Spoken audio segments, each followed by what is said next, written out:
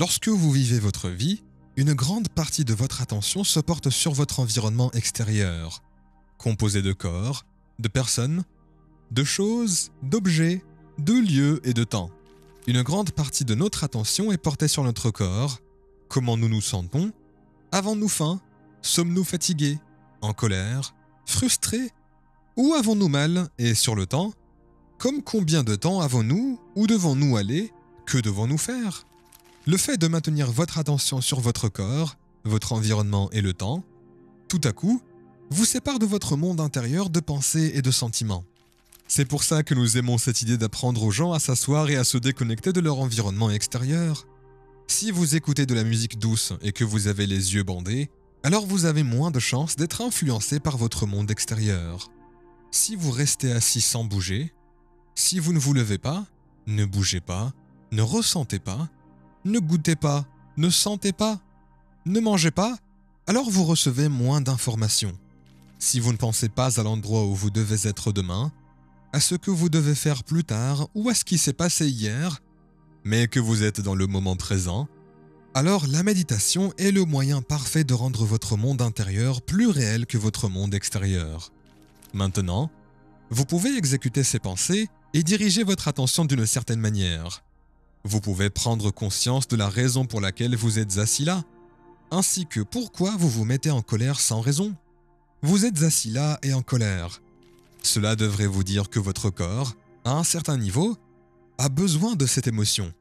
Les gens commencent à comprendre qu'ils peuvent être dépendants de la colère. Je leur permets de s'asseoir, de travailler avec cette colère et de ramener leur corps au moment présent. Leur entraînement de leur corps, tout comme votre entraînement dans votre salle de gym, est l'acte de le faire encore et encore. Vous entraînez l'animal et, tôt ou tard, il vous dira « Je ne suis pas l'esprit. Vous êtes l'esprit et je vais lâcher prise. » Quand ils seront enfants, la personne obtient une amélioration biologique qui se produit en quelques secondes. J'aime ça parce que vous ne pouvez pas me dire que vous êtes trop vieux, pas en forme ou trop malade pour faire ça. Vous ne pouvez pas me dire que votre passé était trop brutal, car j'ai vu des transformations de toutes formes et de toutes tailles. Donc, si 95% de ce que nous sommes à l'âge de 35 ans est un ensemble de souvenirs, de comportements, d'habitudes automatiques inconscientes, de réactions émotionnelles, de croyances, de perceptions et d'attitudes qui fonctionnent inconsciemment comme un programme informatique, alors pour pouvoir changer, nous devons plonger dans ce système d'exploitation et en devenir conscients. Le mot méditation signifie littéralement se familiariser avec. Donc vous devez vous familiariser avec ces pensées, ces émotions, ces comportements et en devenir si familier et conscient que vous ne pourrez plus jamais perdre conscience. Ensuite, vous devez décider quelles pensées vous faites sur un feu et un fil dans votre cerveau. Vous devez répéter mentalement qui vous allez être, et le fait de le répéter et de penser à qui vous allez être, en planifiant vos comportements, commence à installer le matériel neurologique dans votre cerveau pour faire croire que cette expérience a déjà eu lieu. Maintenant, votre cerveau n'est plus un enregistrement du passé, mais une carte du futur. Si vous continuez à le faire, alors l'allumage et le câblage du matériel deviendront un logiciel. La prochaine chose qui arrive, c'est que vous pensez comme une personne heureuse et vous agissez comme une personne illimitée parce que vous avez mis les circuits en place. La dernière étape est d'enseigner à votre corps émotionnellement ce que le futur va ressentir avant qu'il ne se produise. Si vous continuez à cultiver ces états d'esprit et de corps, neurologiquement et chimiquement, alors cela va devenir familier et vous passerez d'une personnalité à une autre. La maladie ou le problème continuera d'exister dans l'ancienne personnalité. Vous êtes littéralement quelqu'un d'autre. Vous n'aurez pas besoin de visualiser la disparition de votre cancer, car il sera toujours dans l'autre personne. Vous êtes juste quelqu'un d'autre. Vous ne pouvez pas vivre ici et la maladie disparaît naturellement. Donc c'est un effet secondaire de changement. Je me suis assis avec mon corps pendant des heures et j'ai regardé mon esprit courir dans tous les sens. Il y a certaines pensées auxquelles vous voulez vraiment croire parce qu'elles font partie de vous. Mais quand vous commencez à dépasser vos limites personnelles, que vous ne vous mettez plus à genoux devant les gens et conditions de votre vie parce que vous êtes dans votre méditation, que votre corps vous lance l'évier de la cuisine et que vous dites juste que c'est tout ce que vous avez, Alors vous vous libérez des chaînes de ces habitudes et émotions, et votre corps commence à libérer de l'énergie. Nous l'avons mesuré. Vous commencez à vous sentir joyeux, libre. Votre cœur commence à s'ouvrir. Vous êtes amoureux de la vie et vous êtes ému. C'est un sentiment qui ne vient pas d'un endroit extérieur à vous, mais de votre intérieur. Je vous garantis que vous vous tiendrez en présence de votre plus grand adversaire, de votre plus grand traître, de la personne qui vous a jeté sous le bus, et vous la regarderez dans les yeux, mais vous n'aurez rien d'autre que de l'amour pour elle, parce que vous verrez une partie de vous-même que vous étiez et que vous n'êtes plus au moment où cela se produit. Vous n'appartenez plus à votre passé, mais à votre futur. Maintenant, vous le voyez comme une leçon. Au lieu de garder une rancune, vous les libérez, ainsi que vous-même, et vous êtes sur votre chemin. Ça s'appelle l'évolution. Nous ne nous plaignons de notre vie que lorsqu'elle ne fonctionne pas. Personne ne se plaint de sa vie quand il est heureux. Donc, si une personne commence à travailler sur la régulation des différents états, alors elle se dira « Je me sens si bien que je ne vais pas perdre ce sentiment à cause de cette personne. Elle est juste pareille que moi. Je la comprends totalement, mais maintenant je suis libre. » Je pense que c'est le début de l'amour inconditionnel. Je commence toujours ma méditation en élevant mon énergie et en plaçant mon attention au centre de ma poitrine. Vous placez votre énergie là où vous placez votre attention. Puis je commence à m'entraîner, à ralentir ma respiration et à cultiver une émotion élevée comme la gratitude. J'apprécie ma liberté et je maintiens cet état jusqu'à ce que je commence à ressentir mon cœur. Qu'est-ce que cultiver la gratitude veut dire ? C'est juste apporter des choses et des pensées de gratitude ? Je ne la ressens pas et je me sens vraiment reconnaissant d'être en vie. Je le fais juste parce que je veux que ce soit familier. Je suis sûr que je peux le faire parce que je me suis entraîné à certains moments. Tout comme les gens se sont entraînés sur le fait de faire semblant ou d'être souffrant. C'est la même chose. J'échange juste les produits chimiques de la souffrance. Les riches peuvent prétendre qu'ils sont tristes s'ils sont endormis. Alors pourquoi ne pouvons-nous pas prétendre au début que nous sommes joyeux et reconnaissants ? Exactement. Donc, en faisant ça, je commence à augmenter l'énergie de mon corps, et si je le fais correctement, alors je suis prêt à créer. Ma prochaine étape est de me dépasser. Nos recherches montrent que si vous retirez votre attention de votre corps et des gens de votre vie, alors vous ne devenez personne. Si vous retirez votre attention des choses que vous possédez, alors vous êtes dans le néant. Si vous retirez votre attention du lieu, alors vous n'êtes dans rien.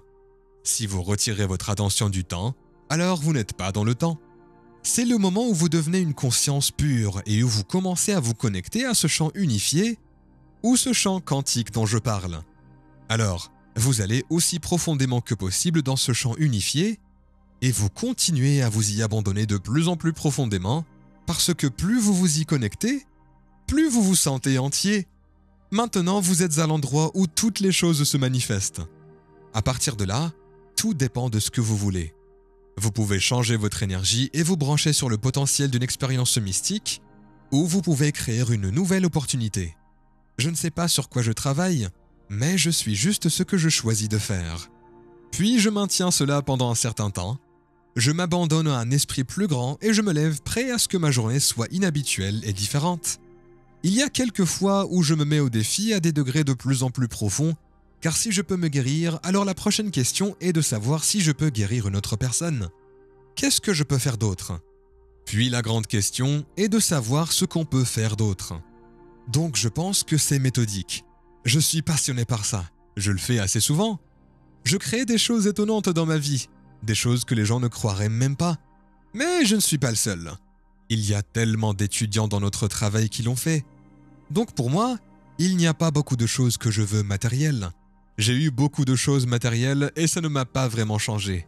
Ce que je veux vraiment, ce sont ces profonds moments mystiques où ma mâchoire tombe et je me dis que j'avais tout faux et que je dois vraiment repenser la vie à nouveau.